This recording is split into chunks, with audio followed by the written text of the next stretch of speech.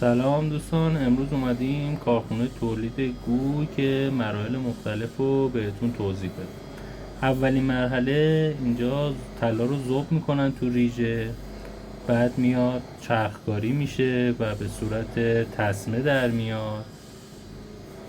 بعد از چرخکاری میره واسه مرحله بعد که با دستگاه رولفوم که میبینید طلا روکش با مس روکش میشه و درز پروفیل رو جوش میدن.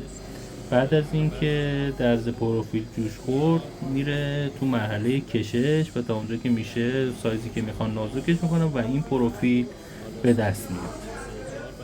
بعد از اینکه این پروفیل ساخته شد اینو نخ نامری ازش رد میکنن همینجوری که تو تصویر میبینید و میره برای پرس گویساز.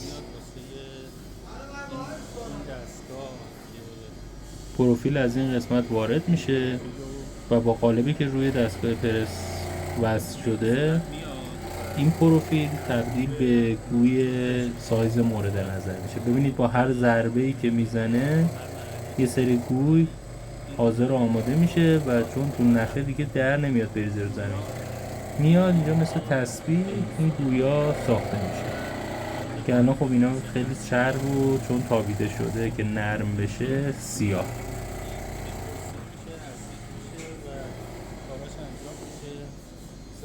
بعد از این مرحله گویا میره شسته میشه، اسید میشه، مگنت میشه و میره واسه مرحله نهایی. اینم یه دستگاه توپزن دیگه که خب الان سایز 3 رو میزنه که الان خاموشه. بعد وارد اتاق تراش میشیم که اون مرحله نهایی کار انجام میشه. گویا دونه دونه میاد و با 2 تا دیسک الماسه اون تراش مدل اربرناردو روش انجام میشه.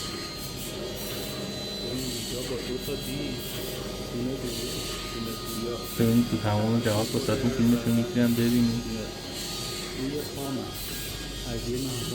از این بالا گوی خام وارد میشه و خود دستگاه اتومات دونه دونه گویا رو میاره، با اون بازوها گرفته میشه و تراش انجام میشه. اینجا تو مانیتور دستگاه میتونید دقیق تر ببینید که به چه صورته.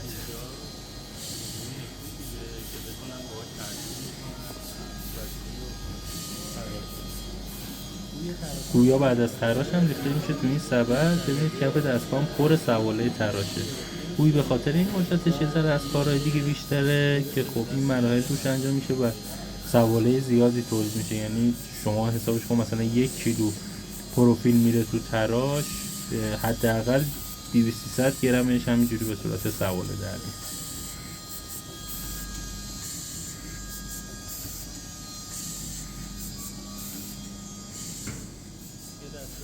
این یکی دستگاه هم واسه سایزهای دیگه است که خب اون سایز الان تراش دادن و فعلا خاموشش کردن. الان سایز 2.5 داشت تراش میخورد. امیدوارم که از این ویدیو خوشتون اومد.